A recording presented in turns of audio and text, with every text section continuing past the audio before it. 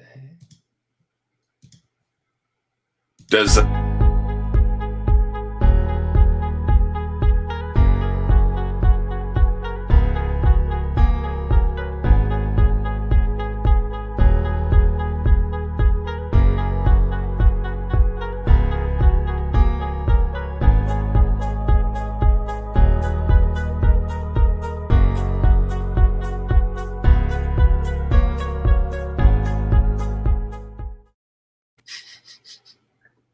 Well, hi everyone. Here we are. Thank you so much for joining us. I'm Andy. Oh my gosh, the things that happen when you start a live stream a few seconds early. I cut you off with the countdown. I'm sorry. I've already bollocksed up this introduction, but let's do this. Hi everyone. My name's Mike Warner, author of the book Work Hard, Playlist Hard. But enough about me. Today, I'm very excited to introduce my good friend and music legend. He may not like the title. This guy is like a music guru and does some amazing things. But most importantly, today he is joining me to talk about some of the tools and what his role is and what he does with a music streaming product platform called Pandora. Andy Connors, welcome. Thank you for joining me. Yeah, thank you for having me. This is really cool. I was really I was laughing when it started because the countdown is so dramatic, and then it seems terribly anticlimactic when it's like just two guys sitting here. But totally just bizarre. So we don't need to wait or anything. We can just get rolling. Yeah, look, let's just give people a couple more minutes to join. I know that you've got the slides ready, so I'm just going to put up some comments and let's see where people are joining us from today. Cool. Actually, straight up compliment for you. It's funny, you know, before as well. People at my work, every time I'm in a Zoom, they're always like, "Oh, great pandemic beard," and then I never want to break it to them that I generally always have a beard like this, but. Well, we're off to a good start, Andy. But thanks, Ben. Robin, watching from France. Wow, oh, that's cool.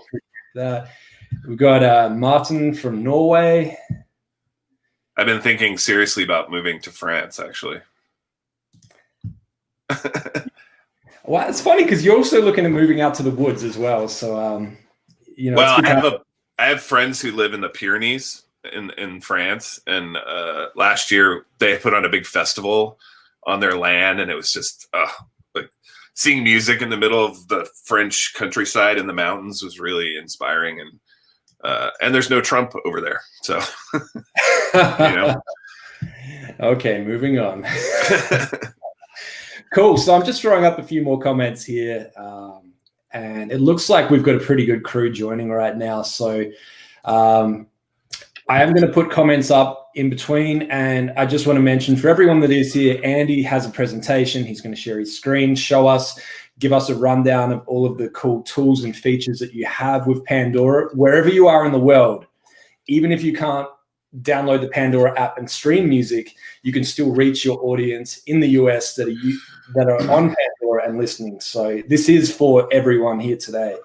Yeah. And there will be time for a Q&A at the end as well. So I'm seeing, holy cow, a lot of comments coming in here. So I think we should get straight into it, and then we can dive into the Q&A after. So, and also, just so you know, if you're familiar with how VPNs work, that's all I'm going to say is you can still listen. You can still listen to Pandora and other places if you know how VPN works. So, but I'll deny I ever said that. Yeah, it's not like it's on the record or anything. Yeah, exactly. Okay. My name is Andy. I am currently the head of creator services at Pandora, which is actually pretty exciting for me because before Pandora, I ran a record store for 22 years, a store called Aquarius, which was sort of well known at least with super music nerds. And there's actually a documentary coming out soon about our store, which closed in 2016, which is exciting.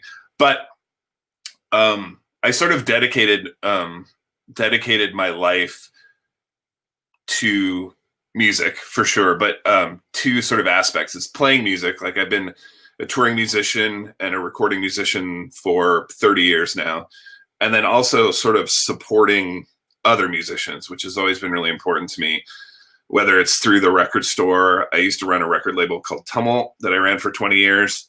And somehow, you know, when I started working at Pandora, it was still sort of artist facing, but over the years, I've managed to create this really special circumstance for my team where we dedicate the bulk of our time to helping artists not just use Pandora better, but to sort of understand streaming and sort of approach it from a more holistic, you know, like a lot of people who are younger and new to music are like, well, why aren't I making billions of dollars being on all these streaming platforms? Whereas like people my age, we grew up like, you know, I don't want to get to the like, the old guy being grumpy, but you know, like it was all about touring and selling records and selling t-shirts and sort of hustling. And so like everyone on my team is either a musician or a DJ. Everyone comes from record store background. And so we all sort of know what it's like. And me in particular, you know, I am still a touring musician, and this pandemic has sort of, not only did it delay the release of my new band's first record, but I had to cancel 2 tours. So all the pain that all of you are feeling, I am feeling as well. And so a lot of what we're doing is sort of trying to figure out a way to help you all sort of figure out a way to still do what you love doing during the pandemic and still reach your fans and still try to survive doing music, which is challenging even without a pandemic. So anyway, that's basically it for me. I also, if you're interested, I'm also a programmer at Pandora. Besides being the head of the creator services team, I am also the head of metal and punk programming. And then I also program new age and experimental music.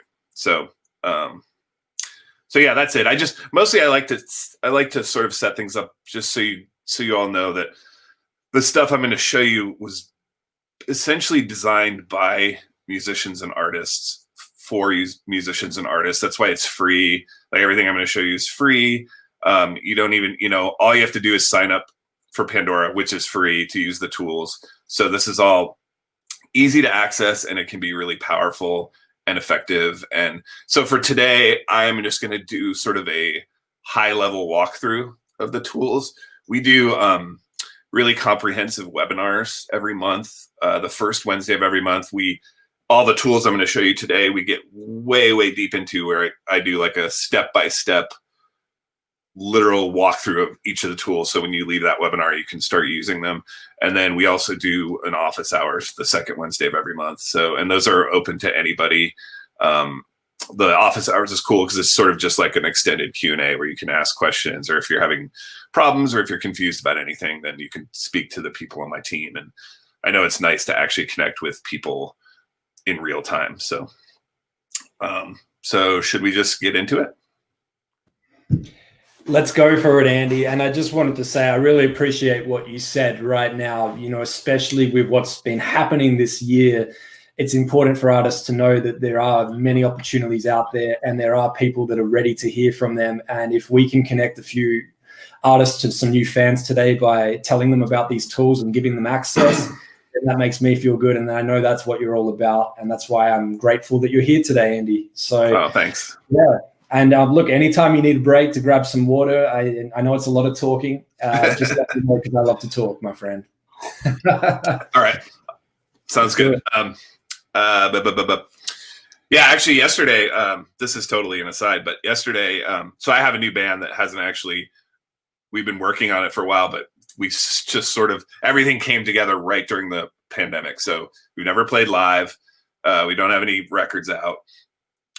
But yesterday we did this, we had our first live performance, which was part of a virtual online showcase, which was super fun. And it was like, it just reminded me a lot of what we've been trying to help people do. You know, it was like, just like this, there was a chat. So it felt like, you know, a bunch of people hanging out in the club, shooting the shit and talking about music. And then, you know, each band, and you could buy merch and donate.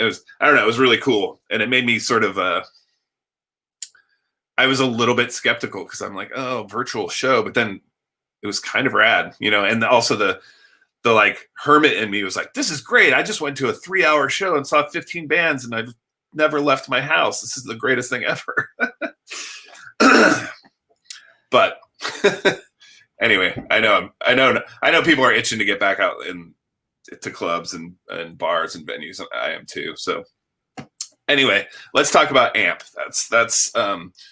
That is we sort of branded, or my team branded it, Pandora for Creators, partially because some of these tools, actually most of these tools, are available and usable for more than just artists. You can be a label, you can be a publisher, and in some cases you can just be simply a creator. You could be a filmmaker or an author or a potter or an visual artist, and you could use, as long as you have some sort of connection to music, you can use some of these tools to connect with your fans and to promote what you're doing, which I think is really cool. So this is an introduction to AMP. And for those who don't know, AMP stands for the Artist Marketing Platform. And that's a set of tools that we built a few years ago.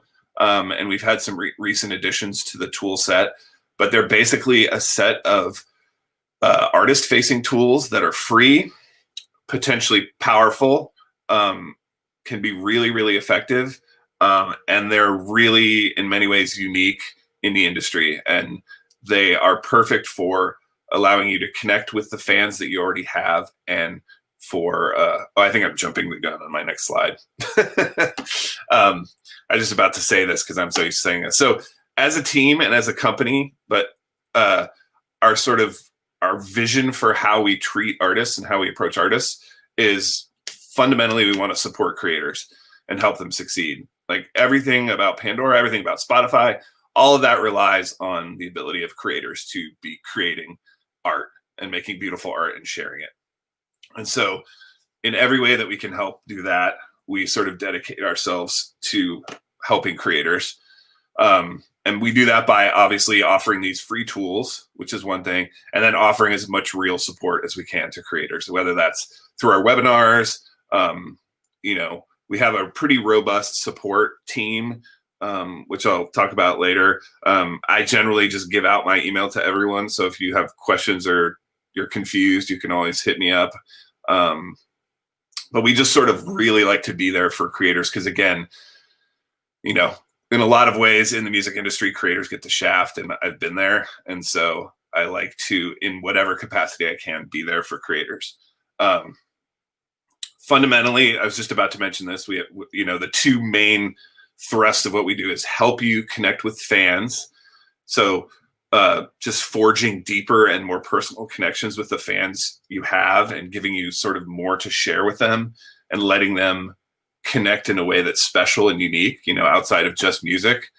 And then, of course, this is essential, is helping you discover and reach new fans, get your music in front of new ears, and sort of expand your reach as an artist. And sort of for me, that all gets boiled down to, we don't want artists to just survive. We want them to thrive. And I say that about me too. I would rather thrive than just survive. But I get it. It's totally a challenge and a struggle. So really what the approach for me is this, all the tools I'm about to show you are just another set of tools to include in your toolkit. When you have a new record or a new single, or you're going on tour, if that ever happens again, and you're going to post something on Facebook and make an Instagram story and do something on Spotify, and then you're going to do some of this stuff. It's just part of, it can be a really, really valuable part of your tools when you're promoting your music. So with that said, let's do a quick whip through the tools. So this is sort of, I wouldn't say this is sort of the flagship tool, and it's a thing that not a lot of other services offer. And what this does, it allows you to feature a track, feature a new song. And what that means is it takes your single and it boosts its spins. It uses the algorithm and it places that song in front of new listeners but it specifically targets new listeners who are open to new music, and beyond that, who are specifically potentially interested in the kind of music you play. And so the idea is that if a successful featured track can just sort of ripple out endlessly, like if you feature a track and people love it and they thumb it up and it sticks on all these stations, and then the algorithm notices something's going on, and then it recommends it to more people, and then it recommends it to more people. So a featured track, again, with all these tools, a lot of this is listener dependent. So there's no sort of magic bullet, but if you connect and people are loving it, it can be really, really, really powerful and really effective. And it can turn into a lot more streams, and it can turn into a lot more money. You know, the examples I usually use, like, so for a band like mine, no disrespect to me, but a band like mine that is fairly nichey, you know, a featured track could get us another 100, another 1,000, another 5,000 spins, and that would be amazing. But when you sort of ratchet up to a band like the example we used to use was that rapper 2 Chainz, who featured a track and got 3 million extra spins that he would not have gotten if it weren't featured. So anyway, there's some details around how it works and when you can use them, and we can talk about that in the Q&A. But just know that, you know, this is free. It's available to everyone. Within these certain restrictions, you can feature multiple tracks from each record, and it can be really cool and powerful. The other sort of, I think, most exciting thing to me is the artist audio message. And all that does is allow you to record yourself talking to share with your fans. And so the interface is super easy. It lets you record like an intro, an outro. You can just say hi. You can just make a really generic drop that plays anywhere your music plays, where you can say, hey, this is Andy. You're listening to my music on Pandora. But with all of the artist audio messages, you can also include a call to action. So you can include a link, a clickable link. So even if you're just saying, hey, what's up to your fans, that link can link you to your Bandcamp, to your merch page. If there was no pandemic, it could link to your ticket page or like a ticket service. They're also geo-targetable, so you can specifically send messages to locations. Like if you were gonna, if you had a big show in New York, in better times, if you had a big show in New York, you could make a personalized message that said, hey, New York, what's up? We're going to be there next week. Click here to buy tickets. And then you said it, and then all of your listeners in New York would hear that message. And if there was no let's just assume all of these statements say asterisk, if there was no pandemic. If you were booking a whole tour, you could do the whole thing for, every stop. You're like, Denver, hey, what's up, Denver? We'll be there on blah, blah, blah. And you could put together a pretty robust and free targeted messaging campaign for your tour. But even without the tour, if you have a new record coming out and you just want to speak to different places, you could make different messages for each, location. Like, what's up, LA, blah, blah, blah, or like your hometown. Anyway, it's really fun. It's really easy. And honestly, the engagement is really incredible, and fans really love it. Like we're in an era where the connection between fans and artists is constantly sort of blurred, but this is a way you can speak directly to your fans. And I have a few examples to show you.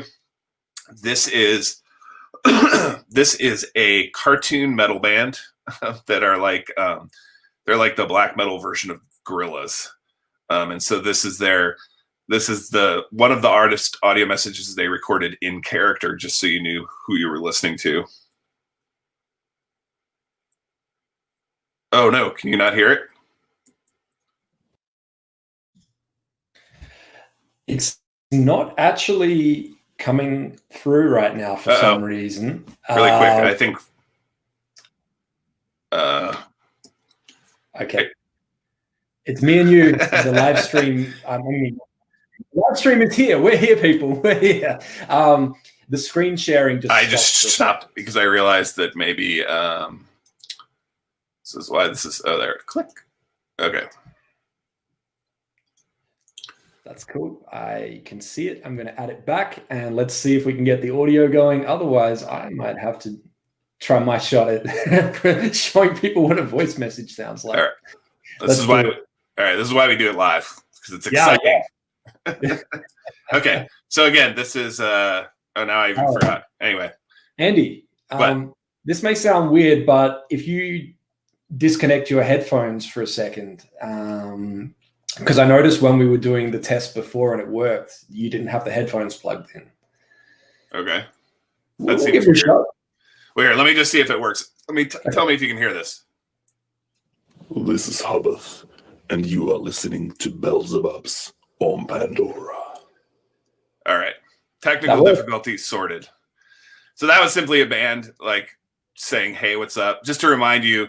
And you can set that to play with a specific song. You can set that to play with any song. Again, it won't.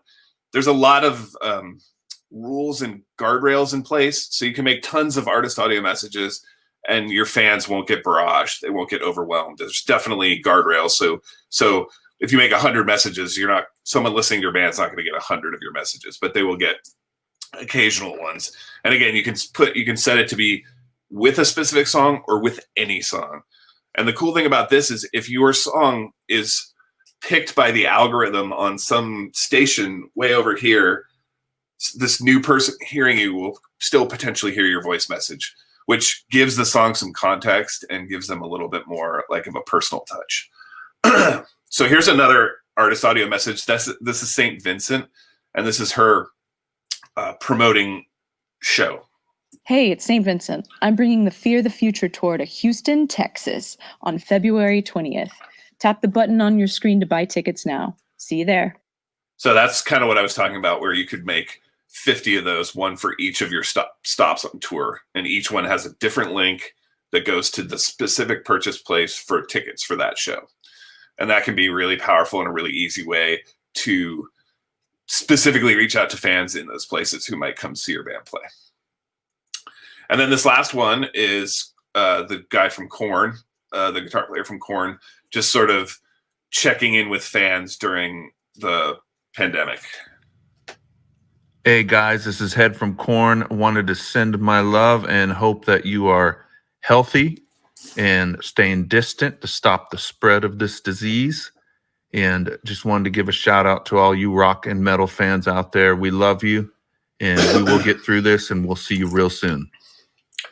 So this is just an example of like, you don't even need a reason, it's just a really, really cool, effective, personal way to sort of, stay present in your fans' lives and just stay top of mind, which I think is really cool.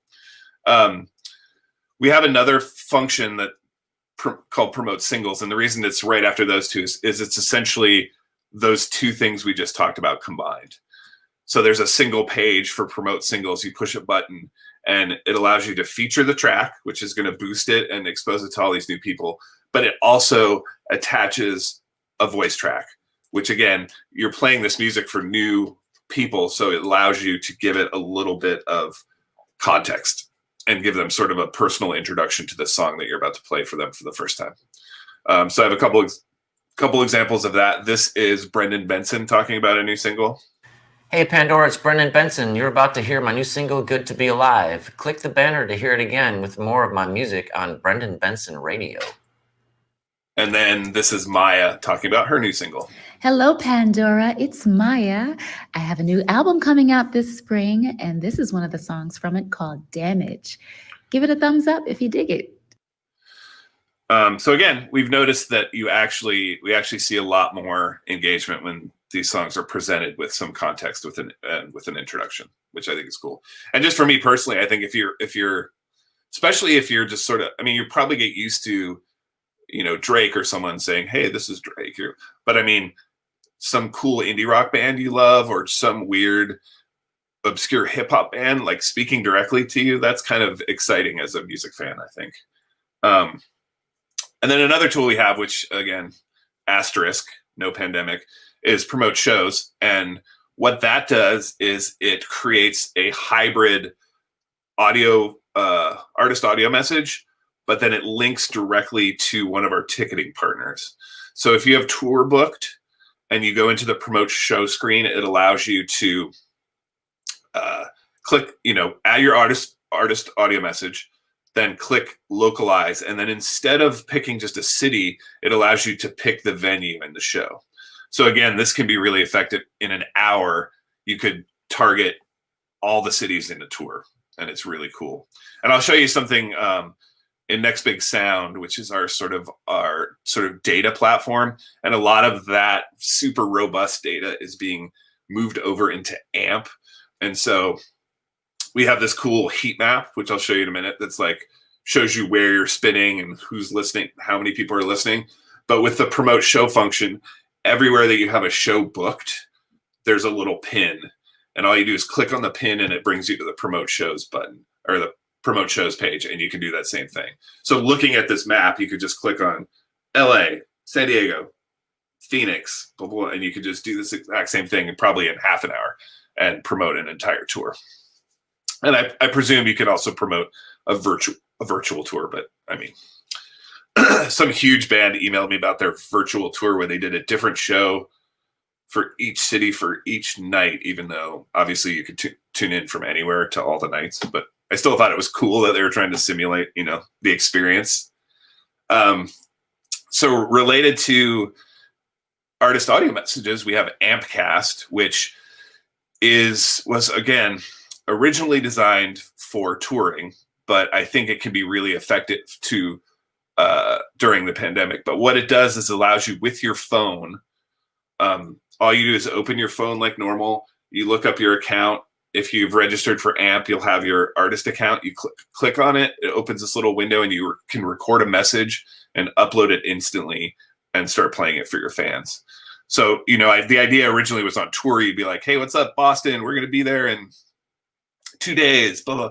But now you could just be like, hey, everybody, we're in the studio. Hey, we're sitting in the living room watching movies because we can't go on tour, but we just wanted to say hi. And you can just record it straight from your phone, upload it, and our listeners start hearing it right away. And it's really cool. Again, it sort of blurs that line between artist and fan and allows you to like almost just speak directly to fans, which I think a lot of this is about that. So, and then this was the most recent addition to our tool set. And this is basically merges music and podcasts into a single thing we call Pandora Stories. Allows you to make mixtapes and playlists and add your own voice tracks. So, I'm sure you've heard artists do this, but you could do a director's commentary of your new album where every song has an intro where you talk about the inspiration for the song, what it was like writing it, who, blah, blah, blah. You can do a virtual set list where you simulate what you would play live and then talk about, why we played the song first, why we never play the song usually, we play the song last. You can, I could just list out, you can do anything you want, but things that I've seen people do that were cool is like, here's the stuff we used to listen to in the van on tour. And that's really fun because you kind of get a really awesome glimpse into an artist by knowing what they listen to versus what they play. So we had this cool sort of hard rock band and all they listened to was African music. So we have this killer story where these like rock dudes are talking about all the African bands they love. And I don't know, it's this to me is kind of the most exciting thing because you can, you can really, really give some background and some like deep thought to the music you're making and share it. Hey, sorry, my cats are going crazy, and share it with listeners. You can also do cool stuff with Pandora Stories with, for instance, Patreon. Like we've had people use their stories. Random story. I met this woman at this conference who, for her Patreon, wrote a new song every week for 2 years as part of her, like, people at the $20 level get a new song just for that. And I was like, how do you write a song a week for 2 years? So we've had some people who use Pandora Stories where they're like, hey, I make this killer mix of music I love and I talk about why I love it. And at the $10 level, you can get this exclusive playlist every 2 weeks or every month or whatever. And for me, it gives you an excuse to connect with artists. Like, you want people, you're not playing shows, you're not doing whatever, you want people to know you're still making music. So you can, you send out a newsletter, you're like, hey, we still have that record that we put out last year, we still have t-shirts, but with a story you can build something new and original, even if it's just like, here's the songs I love listening to, here's the songs I've been freaking out about this week, just as an excuse, like, hey fans, I got something special I made for you, like the special thing we made just for you because we love you and we appreciate you. It's something really, really cool. It's really easy to use, and people respond, again, really well. Like, they love hearing the stories behind the music and hearing their artists talk about their art. And I think that's really, really interesting. I picked three samples that kind of give you a broad context of what you can do with stories, although it's obviously there's very little limit to what you can do. So this is a band from Boston called Cave-In. They're a band I love, and so I actually reached out to them about making a story. They had a really dramatic year last year. Their bass player was killed tragically. They had already recorded some of the record, so they talk a lot about losing a friend and what it was like recording with parts that your friend who's no longer alive recorded. The singer comes out as a survivor of sexual abuse, which is really crazy in the context of talking about a song that I think is called Big Riff. So you would never expect it. And then it sounds really dour, but then the rest of it, there's just like really funny stories about growing up in Boston and being a punk band and, going on these major label tours mixed with this really poignant sort of like, I mean, to be fair, this band put in a ton of work and they did a bunch of research, or, a bunch of, I think they wrote out their scripts, but the stories are really funny and it's really great. I can play you a second of, or one of the drops from this one, I think. Flypaper. That's one of the very first Cave-In songs. And it appeared on our very first demo, which was recorded on a cassette 4-track machine in Methuen, Massachusetts, in the basement of the house I grew up in. A different version of this recording was released on a split 7-inch record. And if you can find it, you'll hear the voice of Jay Frechette, Cave-In's original lead vocalist. The band on the other side of that split 7-inch was a Massachusetts-based band called Gambit. And the story goes, their vocalist went to a Fish concert, he sold fake drugs, and he apparently made enough money to press a record. So yeah, Flypaper, that was the first time I'd ever heard my music being played back to me on wax. It was definitely a trip. So that's actually a really fun story. And what that is actually, we did a career retrospective where they have, I think, 8 records. And so we picked like 2 or 3 songs from each record throughout their career. And then they had a new record out. So we did 5 first, I think, from the new record. So it allowed them to give new fans a sort of whole overview of every record. It gives fans they already had, that's not what I just said. They give the fans they already had this like killer mixtape of all the songs they love, with a focus on the new songs and then all the stories behind them. And then it gives new fans an introduction to the whole catalog, which I think is really cool. This is a singer-songwriter one. I wanted to mention here too, the stories is the thing that's really, really sort of usable by anyone. Like this is, if you are a painter and you listen to music while you paint, you could make an awesome story about like all the music you listen to working on the show that you just had at the MoMA or whatever. Or if you're, a long distance cyclist, you could just be like, hey, here's the stuff I listen to when I'm riding, et cetera. So this is a cool way. As long as you have a connection to music, you can promote your art through stories, which I think is cool. And the reason it's also cool is this is, who doesn't get a lot of representation is publishers and songwriters.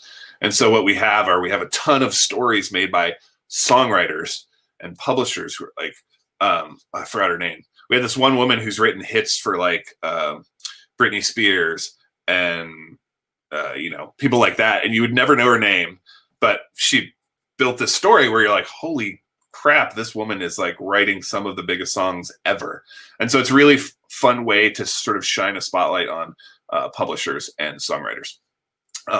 This though is a singer-songwriter named Kendra McKinley, and it's a funny short story about one of her songs. The song Canyon Why is it doing that? The song Canyon Cannon came as a consequence of an assignment when I was a music student at UC Santa Cruz. My housemate, who was a poet, wrote that poem. She wrote, flipped a canyon upside down, and all I got was a dripping mountain. And I wrote the lyrics on the inside of my arm and spent the day looking at it until a melody popped in my head. It actually happened when I was in the shower. Then I had the idea to turn it into a round, and it evolved from a sort of Appalachian solo looping song into what has become a heavy metal witch seance. And now it's menstruation inducing when we play it live. And then the last example I have is sort of what I was talking about. Ian Urbina is a New York Times bestselling author who wrote this book called Outlaw Ocean, which you should totally find and read because it's amazing. And it's all about, he spent years and years traveling the world, exploring the world of like piracy at sea and slavery at sea. And anyway, what he did was he took all of his recorded notes and made them available to electronic artists. And they had all these electronic artists make original music using the source material that he recorded when he was when he was doing research for his book. And so he has this whole, I think it's 200 different artists using his material to make this original music. And so this is the way an author can be really creative with stories and promote his book, but also promote all this music that's being made. And again, or not again, generally I think voice tracks are better when they're shorter because people have short attention spans. But when it's an author, sometimes I like to let them because half the reason you're there is the music, but half of the reason you're there is the author. And so this is a little brief intro from him from the first episode of his story. This is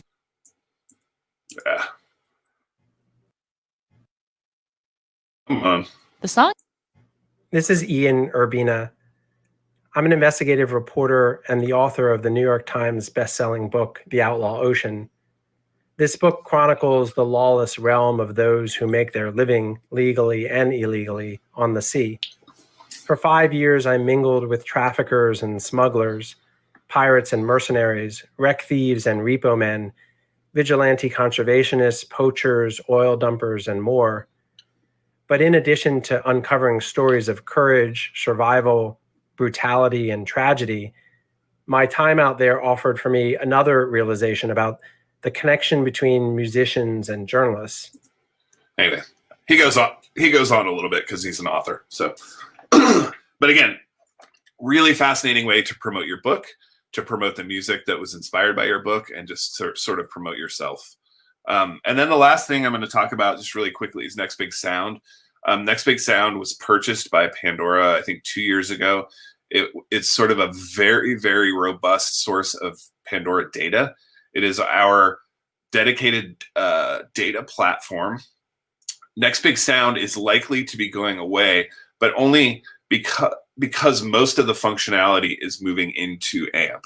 So alongside all of the tools that you've been looking at, there's a tab that is essentially a miniature version of Next Big Sound and AMP, where you can find a lot of this data. But in the meantime, if you're a data person, there's so much that can be gleaned from Next Big Sound, and you can get really deep. You can run reports. You can compare your music to a similar band. You can do all of this really sort of amazing analytical stuff. I'll just show you really quick. You can follow multiple bands. So some of these are my bands. Some of these are bands that I was just helping at Pandora. But you can follow as many bands as you want. You can dig in. This is my old band that doesn't exist anymore. But you can dig into sort of how this band is doing. You can see your lifetime streams, audience engagement.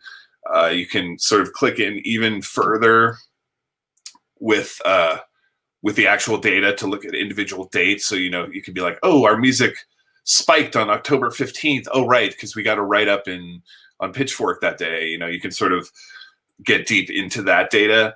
You can also, this is really exciting, you can also find out where people are hearing your music or why they're hearing it on Pandora. And really quickly, I think this is what makes Pandora super cool is you'll see that 20% for this band that doesn't really exist anymore, 20% of people started a radio station with my old band. 1% looked for a specific song and played it. But 80% of the people listening to my old band's music was recommended. It had my music recommended to them.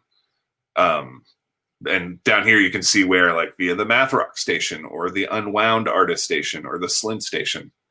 But it just kind of demonstrates that the power of the algorithm, that 80% of my band spins. And granted, that's a small amount of spins, but 80% of that was because the algorithm recommended our music to people.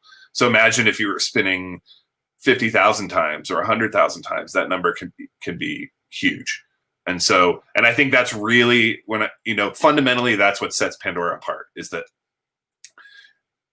that is music people would not have heard had it not been recommended to them. And so that's huge. And I almost across the board, even with really huge bands, I see this green part of the pie is really big. And it just sort of demonstrates the power of the algorithm. And then this is that heat map I was talking about. Again, this is my old band, so we don't exist anymore.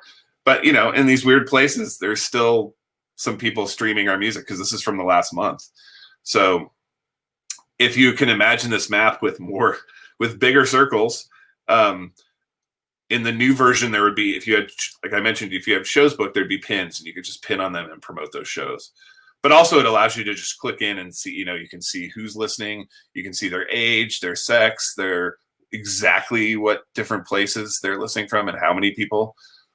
It's really, really cool. And again, this stuff lives in AMP now too. You can just sort of dig a little deeper for now in Next Big Sound. And then again, once you're signed up for Next Big Sound, you will get a weekly update emailed to you with sort of the high level data for your various artists, streams and station ads and thumbs up, etc. And that is it. That is basically a super quick walkthrough of all the AMP tools. We have time for questions, and I don't know what Mike's doing, but I'm in no rush. So if it goes over, that's fine too. But I did want to share these URLs because if this is at all interesting to you, I highly recommend that you sign up for AMP if you're not signed up already. That top link, the amp.pandora.com, that's where you can sign up for AMP. That's where you go to use AMP. All of the tools live there that I was just talking about. Again, none of this costs any money. All you have to do is sign up. The second link is the AMP Playbook, which is ampplaybook.com, and that is sort of the Bible of all things AMP. It has walkthroughs and videos and all the stuff we talked about today and then some. It lives there. Also, if you're interested in stories and becoming a creator on Pandora, you can sign up at ampplaybook.com. That requires one extra step where you have to submit to be a creator. That the third box down, that's our support email, amp-support@pandora.com. We have a killer team. They're really responsive. They're really smart. Any questions that I can't answer, I send their way. That last box is obviously my email. If you have questions or you just want to chat about stuff, you can always reach out to me. And finally, AMP has we're working really hard on building this community around sort of mid to long tail artists that I consider, any artist that's not a superstar, I think makes sense to be part of this community. And so we have a dedicated Twitter and a dedicated Instagram for AMP, which are right there. And I'd highly recommend you following. We not only share stuff that artists using AMP are building, whether it's, playlists and stories and new stations, et cetera, but we also announce when we have webinars and whatnot. That's it. Andy, thank you so much for all of that. And I thank you for hanging around. I'm really excited because there's a lot of questions. So I know you love a chat, as do I. Let's take that slide off the screen. Okay. Your beautiful face with that nice haircut. And, I'm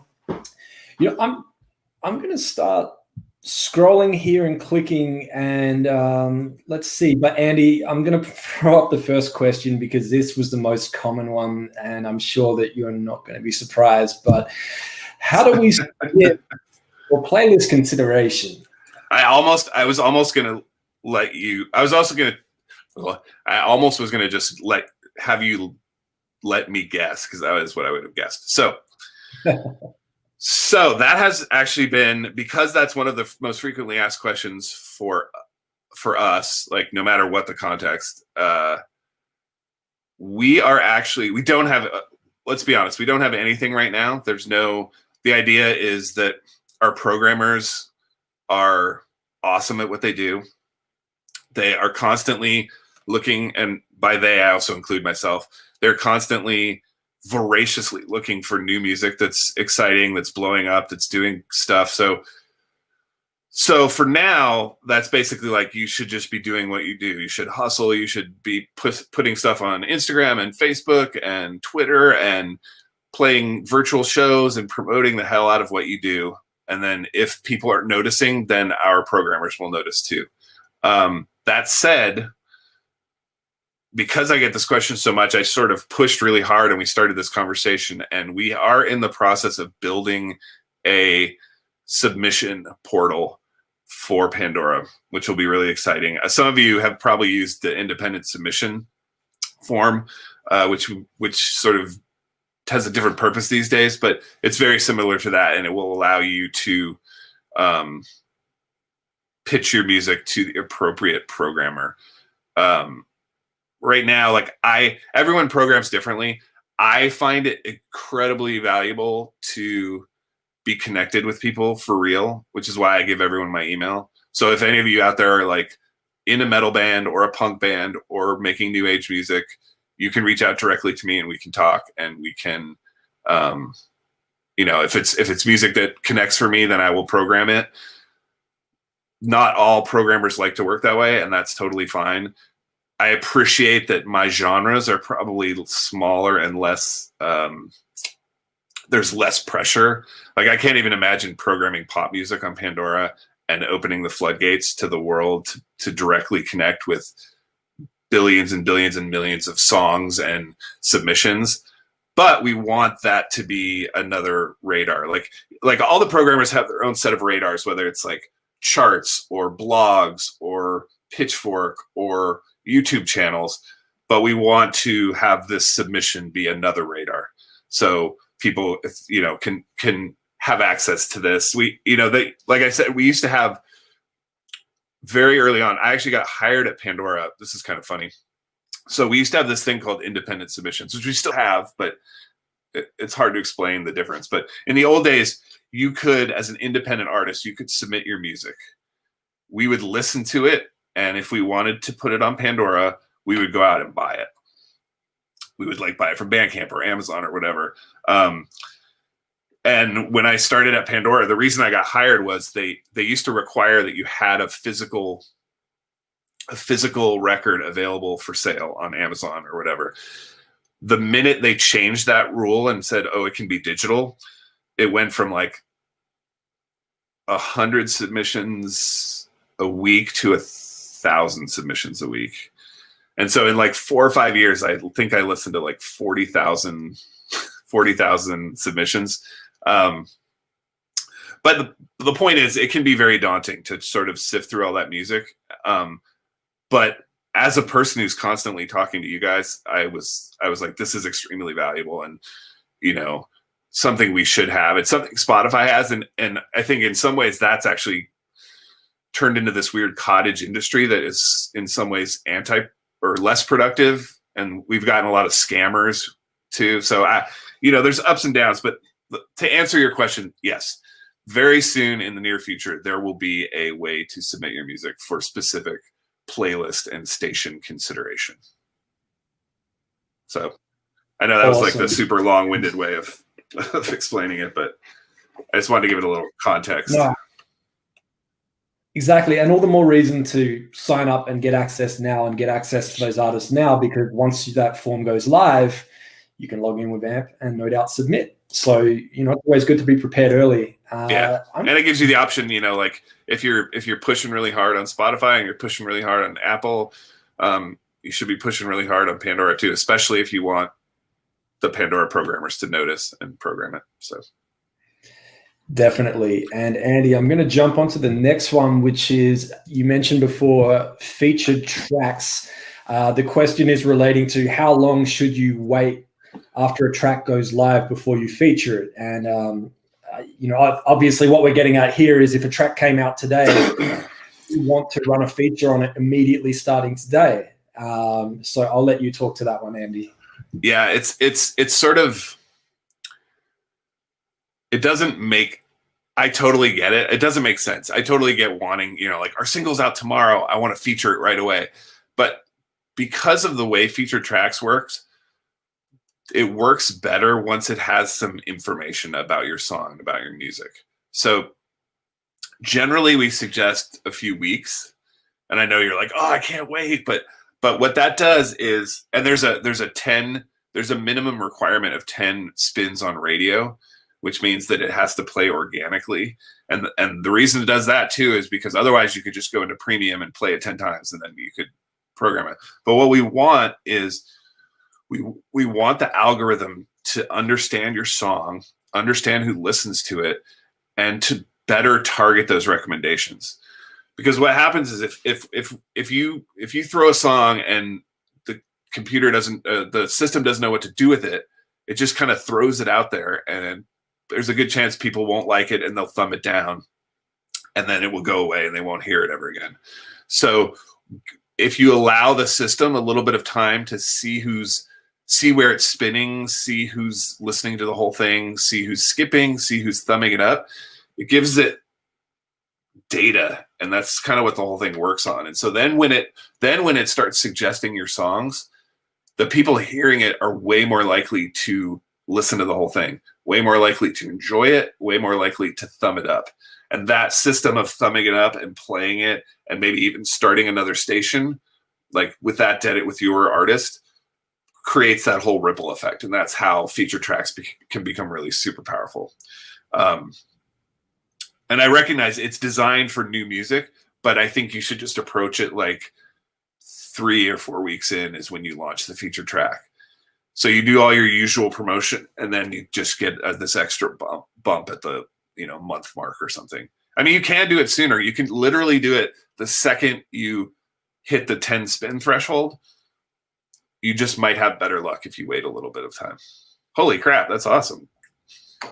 Lance Allen, he is crushing it on Pandora. Actually, Lance has an amazing story. If anyone types in the name Lance Allen in your favorite search engine, he got his start on Pandora. And Lance was one of those people that actually had to mail in a physical CD to get his music added to Pandora back in the day. So he's kind of like, he's been on there for a very long time. So everyone should check out Lance Allen, and he's very open about his story, and he's come a very long way. He's doing very well. Plus, it's badass. Guitar Lancer is a badass way to describe yourself. Yeah. Instead of guitarist. Yeah, I mean, you're sharing the stage with Tommy Emmanuel. He's doing very well. And also, I'm not sure if you mentioned this, but is there a minimum spin that you need before you can feature a track? A minimum number of spins or listens? Yeah, so that's what I was saying. So there's two qualifications. One is the song has to be new. It has to be newer than a year, so 365 days or newer. And then it has to have 10 radio spins. So again, that means you can't go on premium and just play it 10 times in a row. That's kind of why it helps with a few weeks of buffer, is you can sort of get your friends and your fans to start listening to your music on Pandora. And that those 10 spins will happen pretty quickly, pretty organically. I know if you're a really new band, and probably I would too, sometimes it can be a struggle to hit that 10, that minimum. But when you're in the tool, you'll see when you feature a track, there's a drop down, and it shows you all of your songs. The ones that are available will be highlightable, and the ones that aren't will be grayed out. And then it shows you on the right-hand side how many radio spins it had in the last week. So it's very like the tool itself is very explicit and shows you how it works, but I recognize that sometimes that's hard as a new artist. So I always just recommend that you just get people listening, going to Pandora and starting a station with your song or your band to get to those 10 spins. And there's a limit of 6 per year. They generally run for 2 months. So, but you can only run one at a time per artist, and you can schedule them right now. So if you had a new album, you could schedule them. You know, like, ooh, this feature track runs until Christmas, and then starting on Christmas, feature track number 2 runs until February, and you can schedule it all out right now, and it'll be automatic. You don't even have to think about it. Yeah, and Andy, I'm just going to touch on this one because I just want to mention, I did mention it multiple times in the comments while you were presenting before, but everything that you've mentioned, showed, talked about, all of these tools are free. There's no putting down money on a campaign within AMP or anything like that. You know, I know that, you know, obviously when people hear featured track getting heard by more people, they go, well, I must have to be spending money for that. But that is not the case here. This is a tool within Pandora, within their artist marketing platform that they've provided. It's free for artists. And also, I've had a number of people asking, you know, I live in the UK, I don't have Pandora. You can still go to AMP and sign up. Definitely want to put that out there, that just because you can't download the Pandora app and stream music in your country, or maybe you can find a workaround, which we mentioned before, but you can still go to AMP and sign up and reach your audience. So in the US, and Andy will correct me if I get these numbers wrong, but in the US alone, there's close to 60 million monthly active listeners on Pandora. So even though you aren't one of them, you could be reaching the listeners here in the US by signing up with AMP. And that's why I wanted to get Andy on. And that's why I kind of made it time zone friendly for as many people as I could today. So that's my little bit. And no, that's true. And you know, like, I know Spotify just introduced some new stuff, and they're sort of actually exploring creator tools as a revenue model. And we've actually discussed that at Pandora, and we pushed back pretty hard because I don't think it's worth it. Like, to me, it's worth it to make these tools for free. Like, you know, for me, the idea is, you know, like any streaming service, the success is measured by listeners and by spins. I get that. But who makes all the music that those people listen to and spin? The artists. And so for me, the more you empower those artists, the more tools you give them, the more power you give them, the more sort of agency over what they're doing, the more incredible content they create, and the more people want to listen. And so for me, that's my approach. That, you know, like, it's not always an easy fight, but at Pandora, that's been my team's push, where I'm like, yes, you want listeners, but guess what? These creators are creating super awesome stuff. And with stories, for example, it's exclusive to Pandora. So I'm like, the fact that we have these tools and we're giving them for free, these artists are making beautiful, beautiful art, and it's exclusive on Pandora, and listeners appreciate that. So there's no plan for now to make it cost any money. And I would like to second the whole thing. Like, if you're in another country, you know, Pandora is like the largest streaming service in the US. So even if you can't listen to it yourself, it's worth promoting your music on Pandora. Oh. Nice little cameo there from the kitty. Yeah. I've got more questions here if you're good, Andy. I'll keep firing them away. Yeah, I'm good. Yeah, we had a number of questions coming in about live streams, and obviously you mentioned that there's ways that artists can promote an upcoming show. Is it also possible to do that, to promote a live stream? And if so, you know, does it need to be listed with Eventbrite or Songkick or somewhere like that? Okay. Yeah, you can. If we're talking specifically about the voice tracks, which I think we are, because it's really the only way you can promote, is you can, if you have a live stream event, you can have, let's say you have 10 artists, like the thing I was talking about yesterday, you have 10 or 15 artists, they're all playing this live showcase. You can have them all record their own messages, attach them to their most popular songs, and then just include a clickable link in there with a link to wherever the live stream is. The only limitation is that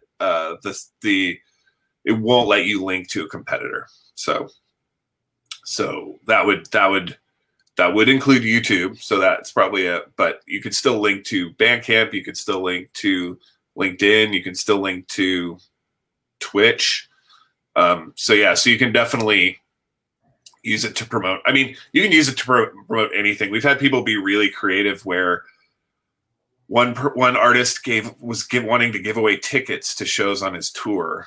And we're not really, the system's not designed for that, but he used the voice tracks to said, hey, we're doing this promotion. Click here if you want a chance to win tickets. And then it sent them to his website. And so he was able to do this cool contest, even though the system wasn't really built for that. But yeah, you can absolutely promote that. And, you can use stories. We've had a bunch of artists do that to create it's not really a live stream, but you can create a sort of live-ish experience where the artists get to talk between each songs, or you can set it up like a live set. And,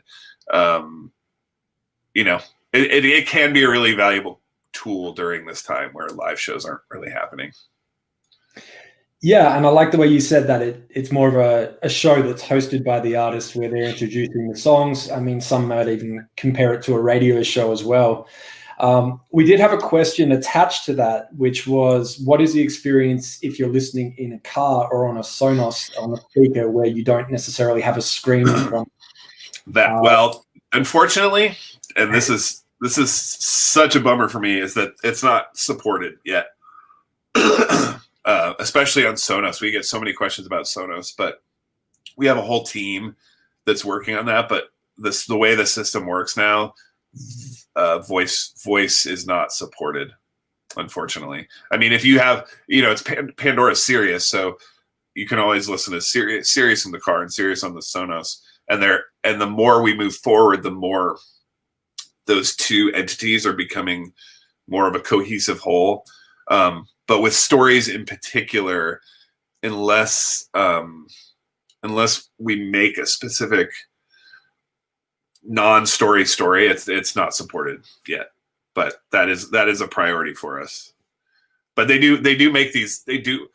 Sirius takes some of our content. We have actually a Sirius station, and we also take Sirius content and we make stories. So, I think I saw that question before about how the two are functioning together, but for now, unfortunately, one of our executives is only listens on Sonos, and she loves stories, and it breaks her heart that she can't listen to stories yet. So, but it's in the works, so hopefully soon. Awesome. I look forward to that, especially as we move forward into the world of voice. I mean, just for anyone that has a device such as Alexa or the other one whose name I can't say because my phone will go crazy right now, but I had to request stations on Pandora, artists and things like that as well. I actually go to the next level, and I have a certain station I like to listen to on a certain date of the week, and I have a routine within my Alexa device so that on a Friday morning, a certain cafe playlist will play, so that I have chilled out music in the background while I'm working. Wow. But it's me getting nerdy and showing off for a minute. Yeah, I didn't even know you could do that. That's cool. Yeah, it's fun. And so, good question here about holiday music, and I guess there's kind of two parts to this because I'm curious myself. A lot of people tend to wait until the week before Christmas to release Christmas music, or whether it's Hanukkah or Halloween or Thanksgiving or whatever the holiday, whatever the occasion. Is any suggestions on when would be a good time to make that music live, and any extra tips on what that should look like as far as distributing the music and making sure it gets heard by the right person and potentially gets out there? In terms of timing, I don't think Pandora or streaming services work the same way my perception is they don't work the same way where they're like release date is this like magical, exciting moment where the music is finally available. Like there's a lot of, certainly on Pandora, there's a lot of discovery involved. And the more time your music has to spin and play for more people, the more discoverable it is. And the shocking thing to me is, and I think we talked about this, holiday music is extremely popular on Pandora all year, like all year. Like if you look at the holiday stations, they spike at the weirdest times, like in the middle of the summer. So in terms of timing, I would just get it spinning, because I do think you want the stations, at least, stations on Pandora are algorithmic.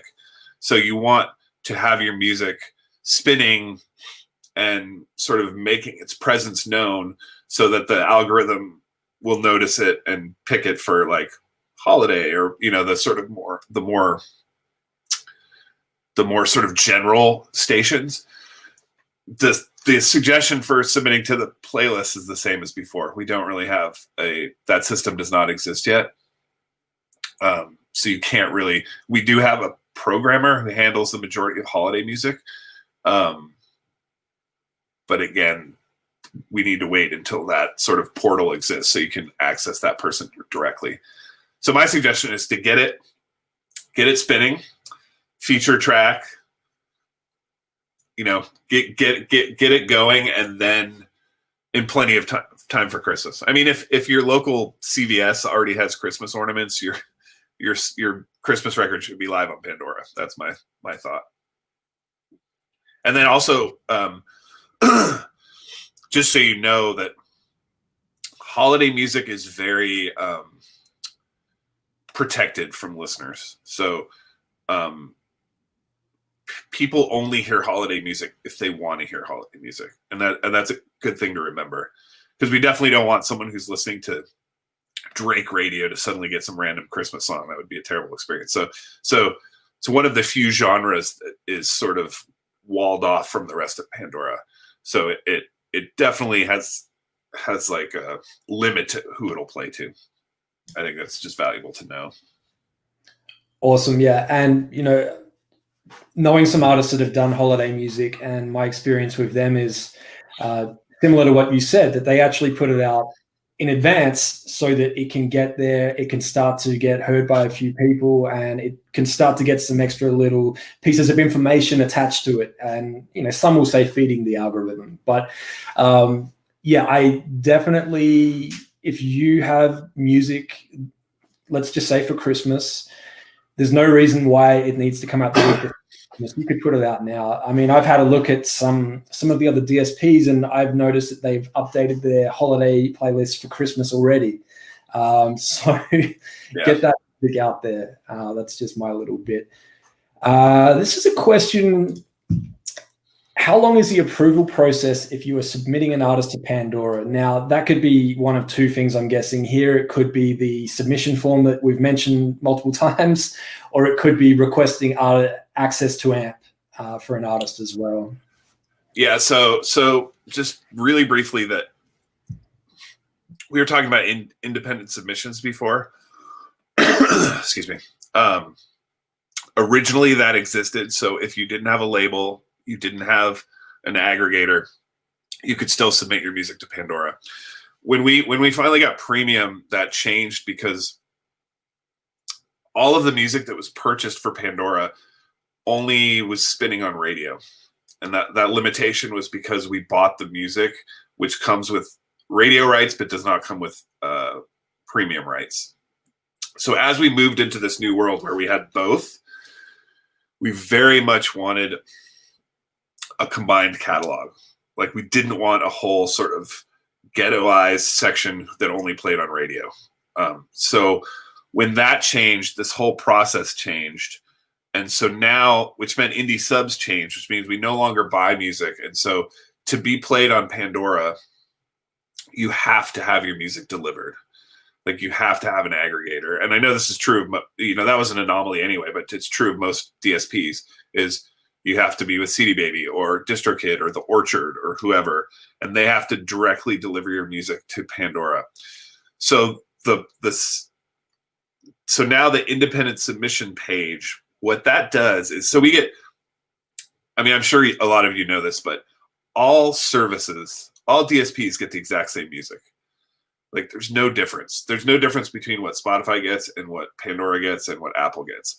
There's like, last count was like 50 million songs, 40 or 50 million songs. So the experience of sifting through 40 or 50 million songs can be quite daunting, and it can provide a terrible experience where if you're looking for a specific song, you get like 800 versions, the live version, the demo, whatever. So in the early days, Pandora worked really hard so that when you search for something, you would get what you were looking for. You would get that album version, whatever. Point being that Pandora still remains curated for the most part, which means that not all 50 million songs are spinning on Pandora and available. So that's the long way of saying indie subs now is for you as an artist to sort of raise your hand and be like, hey, I want my music to be live on Pandora. That process is fairly quick now. It should be a matter of days, maybe a week. So if you know your music's been delivered and you look and it's not spinning, then you can go to submit.pandora.com and search for your artist. And when it comes up, you click on it and it walks you through it. And then we sort of get pinged. And now we know you were excited to be on Pandora. And then we go in there and we make your music live. So that is the process currently.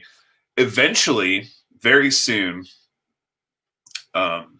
all 50 million songs will exist on premium. Because why not? If someone wants to look for a song, fine. A lot of what we do is sort of protecting the integrity and the experience of the radio experience, because most of our listeners listen for free and listen to the radio experience. So we don't want every song ever recorded in the mix with the algorithm. That's the real reason. So AMP approval is really quick. I hope that answers that half of the question. AMP approval is really quick. There's if you go to amp.pandora.com, you can generally just use, I think it's your Twitter account. You just need to verify that you're the person who should have the rights to that account, and it should be really quick. If any of this stuff, if you get stuck or frustrated, you have my email now, or it's in here somewhere. You can always reach out to me and I can ping somebody, or if it gets stuck, I can look into it. But both of those processes should be relatively quick. And one important thing to know is, unless you're a new artist, once your music's on Pandora and spinning and everything is cool, all your subsequent releases should go live automatically without anything. So if you notice that something got delivered and it's not playing, if you sign up for AMP, there's actually a way for you to look at your songs and see if there's a publishing block or see if there's something weird going on. And if there is, it sort of instructs you how to fix that. And again, if you get stuck, you can just email amp-support@pandora.com, or you can email me. So. Awesome. And Andy, there's more questions that keep flowing in, but there's some really nice comments in here I'm just going to put up on the screen for you, because I think you need to see this. Fans here. That's very sweet. Always love it. And that's the coolest. That's the coolest name I think ever. Oh, totally. Hazy Lake. We got some applause. Do you know that guy? This is totally shit. I'm gonna forget his name. The guy who there's this like soul singer. Why can't I remember his name? Such a good factoid. Anyway, there's this rapper, soul singer, and he changed his name, but his real name is Daystar. His first name is Daystar. And I was like, why would you change your? Oh, it was Tory Lanez. And I was like, why would you change your name from Daystar to Tory? Like, Daystar is such a rad name. Anyway, thank you, Hazy. That's very sweet. Awesome. Let me see what we've got. I think I could probably go till 12:30 if that works. Perfect. So, Andy, I guess people want to join you. It's an anonymous question here. You get this in every webinar, dude. People just want to be on the team. They want to be part of the team there. But how did you get hired? Well, so my friend Diego worked at Amoeba. I don't know if you guys know Amoeba Records, but it's this huge independent record store. And because I'm a record nerd, I go to Amoeba every week. And I know everybody who worked there, and we're all pals. And then, like I was telling you, that when we switched independent submissions, and suddenly it went to like thousands and thousands and thousands of submissions, they realized that they needed somebody to do that job. And so Diego thought to himself, oh, I wonder if I have a friend who would enjoy sitting around all day and listening to demos all day. And he was like, Andy would love that. And weirdly enough, I do love that, and I did love that. So it was sort of serendipity in that sense. But we had Jamie, who's the newest person on my team. She just applied for the job, and she was cool and really nice and had a good background. I think just having a music background. So, I played in a band, I ran a record label, and I ran a record store. I will tell you that sort of resume has a very narrow, has a very narrow application. Like in the old days, I likely would have ended up working at a record label, because that was sort of what you did. You worked at a record store, and then you often became like an A&R person or something, And now you generally if you have this like really deep musical knowledge and background, you usually end up at Spotify or Ticketfly or Pandora. But but I actually, so I had an in, but I know for a fact that right now, at least in my part of Pandora, there's like 50 listings. Those are mostly for engineers and stuff. But there's at least one. I will tell you, there is if all goes according to plan, there will be an opening on my team sometime in the next 3 to 6 months. So I would just recommend that you check the Pandora career site. They always update it. I love working at Pandora. I have a really awesome team. It's a pretty good, I definitely feel lucky just to be like, the bulk of my job is helping people like you and like helping artists. And before the pandemic, it was, going to South by Southwest and helping artists understand AMP and get better at streaming. And I really like doing that. And I really like, I feel like having been playing music since I was 16, that I've been through it all, like pre-internet, pre-cell phone, lots of touring, struggling to get signed, struggling to get a record out, struggling to afford being in a band, to have to quit a job every time you go on tour. Like, I understand what a struggle it is. And I just think it makes me feel good that I can sort of use the stuff that I lived through to help people navigate what they're going through now. So yeah, I would say, and I will tell you, so when I applied for Pandora, I had one job on my resume, literally one job, because I had run Aquarius, my old record store, for 22 years. So before that, it was like, oh, I worked at a bagel store, and I think I put Tower, because Tower was my first record store job. But, I was creative, because I was like, oh, I ran a record store. So I did hiring, I did ordering, I wrote reviews, and so I sort of broke it up into a somewhat more impressive resume than just one job. But I think, we have one person on my team who has a degree in musicology. Definitely not a requirement, but I thought that was really cool. Just for the record, I did not finish college. I was a sophomore in college, and then I quit to be in a band and to go on tour and to tour for years and years and years. So, and I will tell you that it wasn't until I was 40, I think, that my mom stopped asking me when I was going to go back to school. So, but yeah, so yeah, I would say check the board.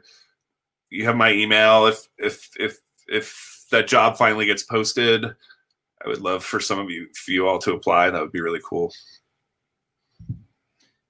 That's awesome. And, I love that you shared that as well, because people always have this impression that they need, their bachelor's, their master's, they need a degree. And it's like, there's other ways that you can get into this industry and get that job that you want. And, it's opportunities like this. I mean, you're a very approachable person. The fact that you've given out your email multiple times, there it is again. You're open to talking to people, and it's I like the fact that you mentioned about the team. It wasn't so much how much experience they've had. It was just, hey, you're a fun person. We'd like to work with you, and you love music most importantly, and you want to help artists. That's the coolest prerequisites for a job ever. It's not, you must be proficient with Microsoft Office. It's not. You got to love music and love helping artists. That's awesome. But I mean, I know how hard it is to find a job in the music industry that you love. If you're not an engineer or a programmer, a lot of the jobs at Pandora are actual tech jobs. So I feel very lucky to have gotten this job and to have been able to sort of mold it into what it is. But yeah, I think if you love what you do and you're enthusiastic and, all this space in my brain for like obscure indie rock bands from the 90s and weird death metal bands, and it's got to be useful for something. So it definitely is. And I mean, what's cool is you love a chat. There doesn't have to be a reason. You just love music. If somebody wants to talk to you about music for hours and you've got the time, you're that kind of person. So you're a good hang, dude. You're a good hang. That's actually why I miss the record store the most. Having a record store is just was like, I mean, let's be honest. I made it to 44 without having a real job. And having the record store was just like, yes, I love selling records and I love all that stuff, but the best part of it was just like all day talking to other people who love music and having people come in and be like, tell me something to listen to that's great. And and to me that still sort of applies to what we do at Pandora. Like helping someone discover their new favorite band can literally be life-changing. Like, I don't know if you can see in the background of my house, but like every available space is covered in records and CDs and whatever. And my whole life has been like a series of amazing soundtracks. And I love the fact that, I loved helping people like make that soundtrack. And then I love helping all of you create that soundtrack for other people. And I think that's really, really, to me, that's like, I think at one point we do these things at work where they're like, where your boss checks in and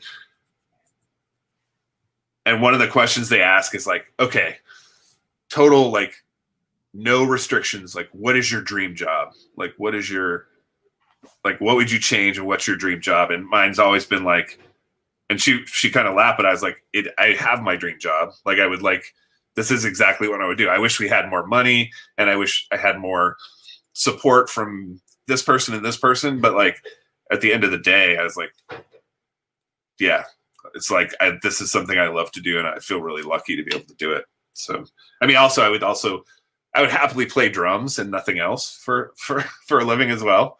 And I did that for a while and it was great. I did that for 20 years where I did nothing but tour. And then I don't know the age range of people on this call, but once I was older, I was like, I don't really want to go on tour for 8 weeks at a time. Like, I want to go on tour for 2 weeks and play like 8 shows and maybe even mostly stay in hotels or Airbnbs. I spent my 20s and 30s sleeping in the van or on gross dirty floors. So, and that was fun, and I would never trade it for anything. And if you guys have the chance, if we ever get to do that again, it's like the best way to see the world. But you know,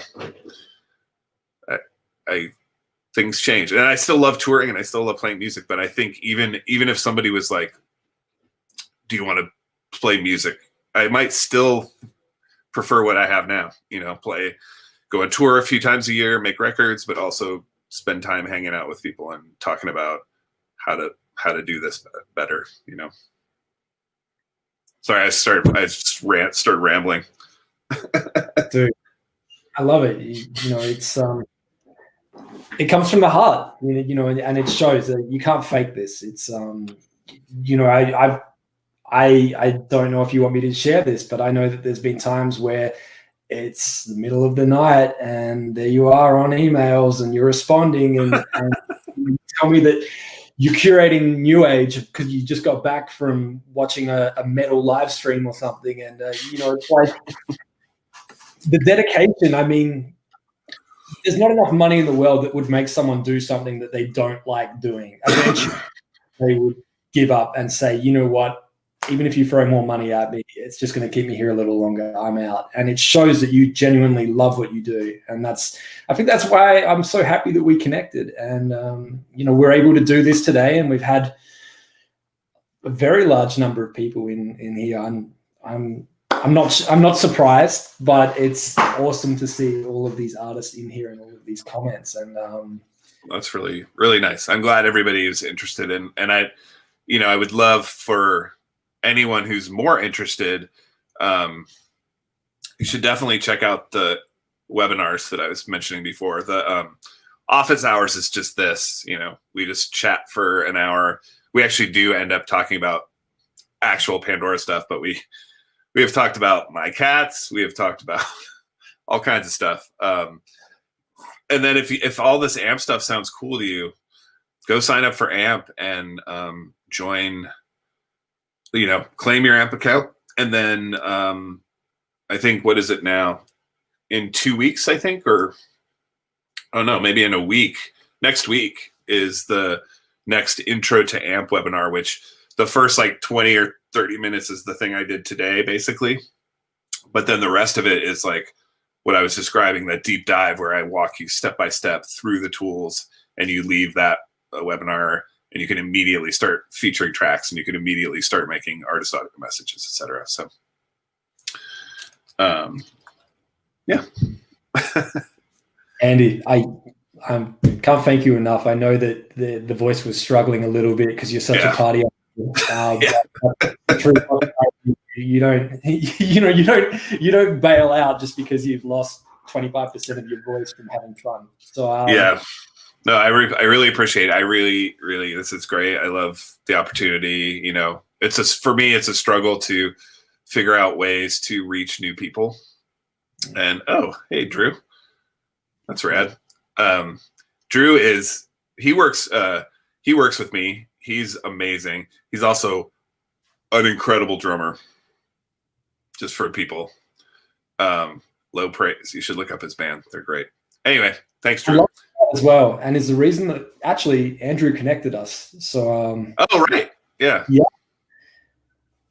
But he does like dance and electronic, but he plays in this super killer kind of like wiry post punk band that I love. So no praise. Yeah. And so both of you are. It's like, oh yeah, I played music. I was okay at it. It's like, come on, the numbers don't lie, dude. Oh, when Drew and I first met, I found out that he played in one of my favorite bands, which is crazy. And then we had this, like, he's a drummer too, and we just had this total drummer nerd off where he you know, he's like, oh, I played the Warped Tour, and I was like, what? Oh, it's so awesome. And then I'd be like, oh yeah, I opened for this band at the 930 Club, and he'd be like, oh, that's so awesome. And we just had this total like mutual love fest, which was great. But yeah, getting sidetracked, but well, I'm gonna stay true to my word, and I'm gonna let you rest that voice and get back to doing what you do best. But I'm posted a bunch of times in the comments all of the links as people were requesting them. I think one of the main questions we had here was just if there is going to be a replay. After this, you will be able to go back and watch this on YouTube and Twitch and LinkedIn as well. And I'm just going to post it up on the screen right now. So you can go to workhardplaylisthard.com/Pandora. I could not make that URL any shorter, so hopefully you can remember that. Oh wait, that picture, that's a picture of you? Yeah. So what I did was I posted the comment on YouTube and Twitch, and then I shared that comment. So I'm giving myself some love here on the screen. Oh no, I just that picture, you look really different in that picture, and I was like, is this a different Mike? I had a little more hair. The picture may be 6 or 7 years old, but nobody knew that until you just pointed it out, my friend. Sorry. Every time I show up for a speaking gig, they're like, I guess that's Mike. He still kind of looks like the picture. He's wearing a hat. What he's hiding. My Pandora photo is 6 years old too. So yeah, it's the best photo I ever took. So yeah, you gotta milk it. Yeah, exactly. So look, Andy, I can't thank you enough for this and for the extended amount of time that you've given, and the fact that you've shared your email, you've shared your story. You're so accessible, and what you're doing for all artists and the platform that they have available and these tools. It's truly amazing. And so thank you for coming on today and doing this. And I'm getting sorry, I didn't mean to start that. every time I do a live stream or I'm on stage talking or something, it's always, look at your shoes, mate. He's always going to get me somewhere. There it is. Always getting me with the zingers. Yeah, thank you very much, and thank you so much to everybody who tuned in. And if there's any way I can help, you know how to reach me. And yeah, I hope to hear a bunch of music from everybody and see a bunch of cool stories and hear a bunch of artist messages from everybody too. So that would be rad. Excellent. And there it is one last time. Andy@pandora.com. You never would have guessed it. So glad we put it up there for you. But don't be shy. Andy said that you can send him an email and say what's up. Just make it fun. Be you. If you want to tell him about some music you heard, it doesn't always have to be your own. Sometimes I'm more excited about sharing music from other people. And or send me pictures of your cats. Yeah, exactly. All right, man. You never know. It might get you a little further. Cool. Well, Andy, we're going to wrap it up there. I'm going to hang out in the comments once this stream ends and just make sure that anyone else I've gotten to. But thank you so much for your time. Thank you for inviting me. That was really fun. Really fun. All right. All right. Bye, everybody. Thank you.